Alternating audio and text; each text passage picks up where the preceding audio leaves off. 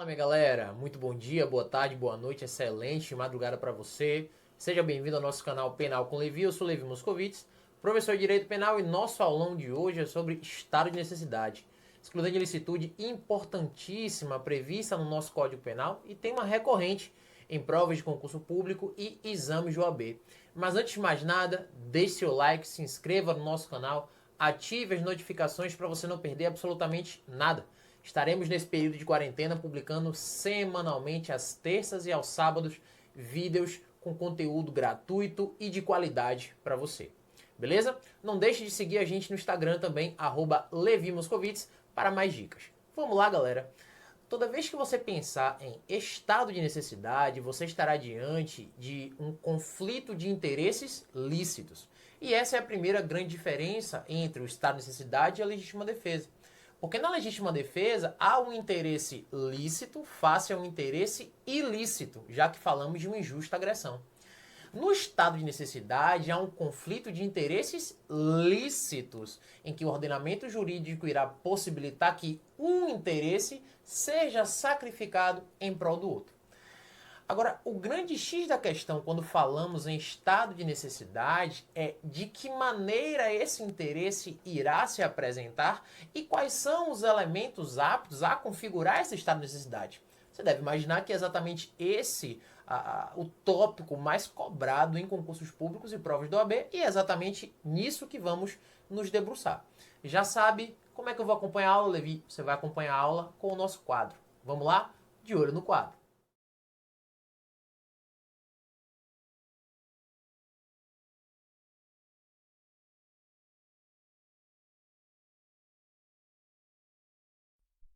Vamos lá, galera. Anotou tudo direitinho? Então vamos nessa, vamos trabalhar.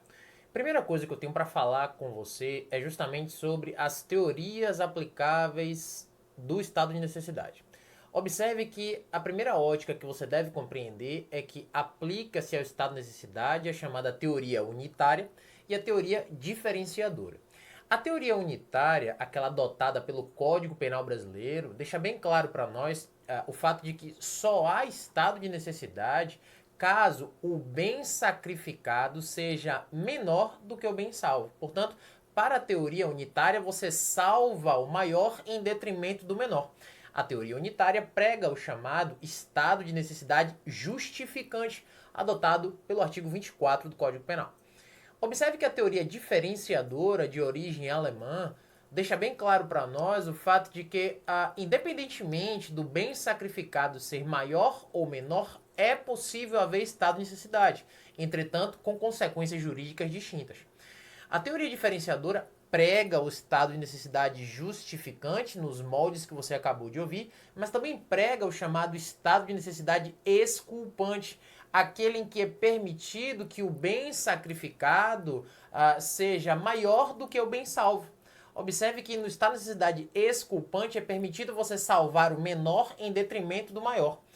Tal forma de estado de necessidade é adotado pelo Código Penal Militar. A legislação castrense traz tanto o estado de necessidade justificante, que é um excludente de licitude, como você está aprendendo comigo, como o estado de necessidade exculpante, que é um excludente de culpabilidade. Então tome nota sobre isso, tá? Estado de necessidade justificante, adotado pelo Código Penal, excludente de licitude. Estado de necessidade exculpante, excludente de culpabilidade, adotado pelo Código Penal Militar, legislação castrense. Beleza?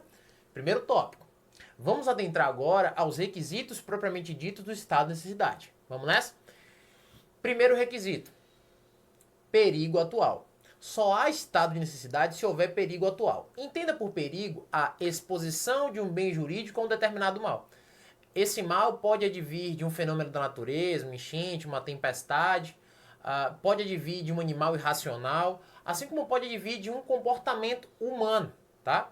Agora observe que esse perigo ele só pode ser atual. Diferentemente da legítima defesa, que admite o chamado atual ou iminente, para que exista estado de necessidade, faz-se necessário que a situação de perigo esteja acontecendo no momento da ação do agente.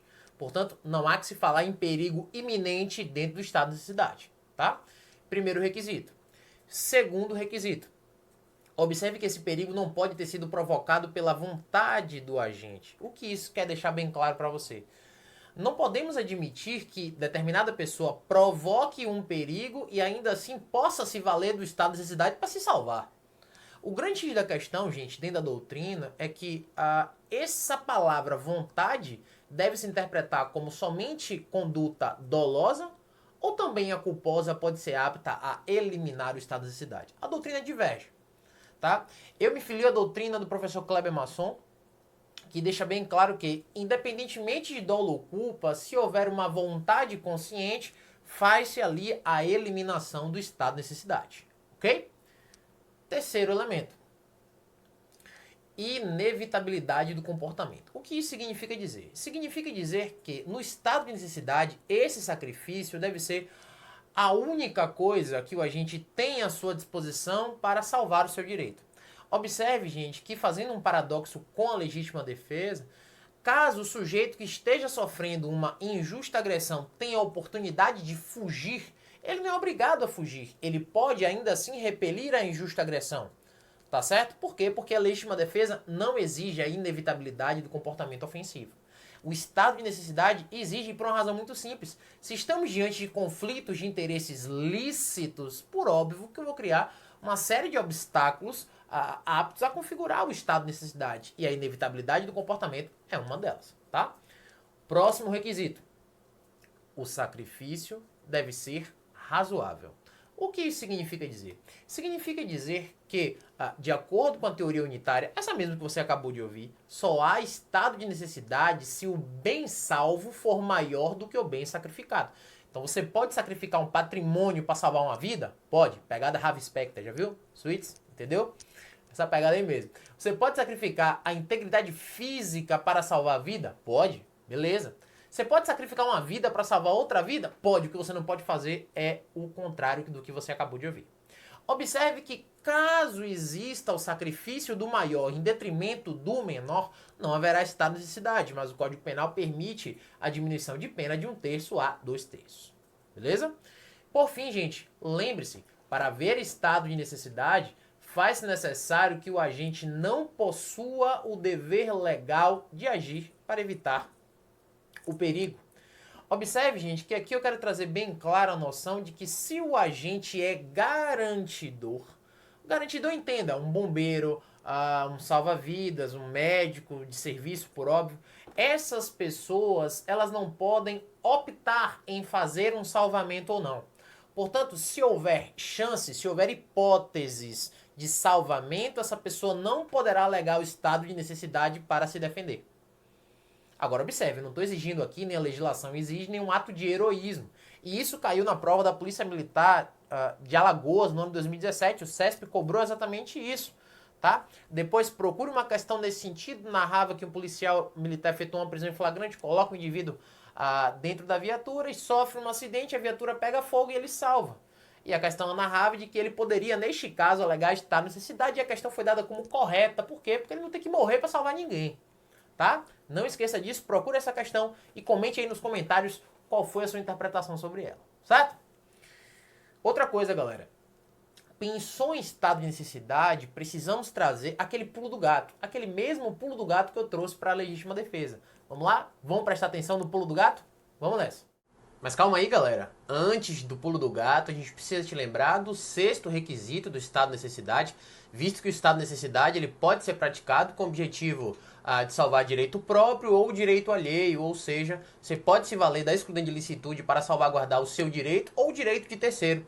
É por isso que a doutrina chama esses dois fenômenos de estado de necessidade próprio e estado de necessidade de terceiro. Belezinha? Então, vamos pro pulo do gato. Então vamos lá? Primeira dica. Estado de necessidade agressivo e estado de necessidade defensivo. Você sabe a diferença? Não sabe? Vem aprender agora comigo. Estado de necessidade agressivo é aquele em que o agente, para salvar-se do perigo, atua, ou seja, sacrifica direito de terceiro inocente. Portanto, estado de necessidade agressivo, você estará diante de uma determinada situação em que o indivíduo está em perigo e, para se salvar, sacrifica o direito de uma pessoa que não tem nada a ver com isso, um terceiro completamente inocente, tá? Estado de necessidade defensivo é aquele em que o agente atua em desfavor de quem provoca o perigo, tá? Lembrando que no primeiro caso, apesar de excluir a ilicitude do fato, subsiste a indenização cível e na segunda não subsiste indenização cível, certo? Dica número 1 para você. Dica número 2.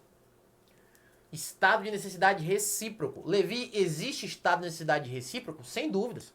Havendo uma situação de perigo, tanto A como B têm a prerrogativa de salvar-se, tá? Portanto, existe estado de necessidade recíproco. O que não existe é a legítima defesa recíproca, porque a partir do momento em que existe uma injusta agressão, cabe tão somente à vítima repelir aquela injusta agressão.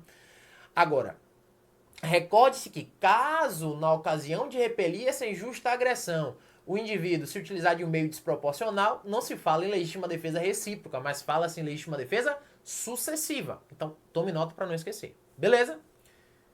Terceira dica. Casos especiais trazidos na parte especial do Código. Observe, galera, que o estado de necessidade também está na parte especial do Código Penal.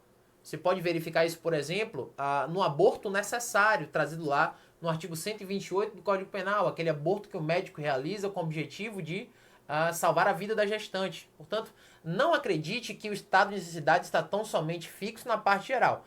Também está presente na parte especial e é uma coisa que você não pode se desgarrar em momento algum.